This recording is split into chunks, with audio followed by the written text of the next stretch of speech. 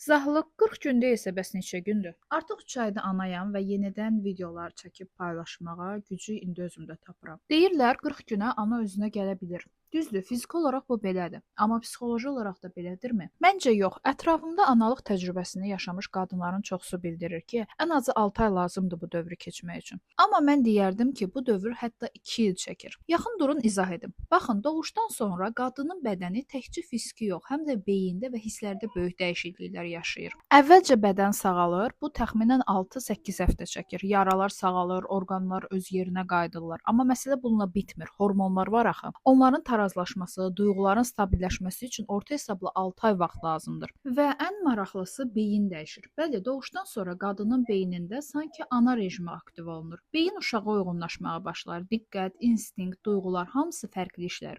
Bu prosesi isə təkcə 1 ay, 2 ay yox, 1 ildən 2 ilə qədər davam edə bilər. Bir də işin psixoloji tərəfi var. Qadın doğuşdan sonra təkcə bədəni ilə yox, kimliyi ilə də dəyişir. Artıq mən yox, biz düşünür. Ona görə də elmi olaraq deyirlər ki, qadının tam bərpa olması həm fiziki, həm də psixoloji baxımından təxminən 6 aydan 2 ilə qədər vaxt aparır. Yəni qısası ana olmaq bir günün işi deyil.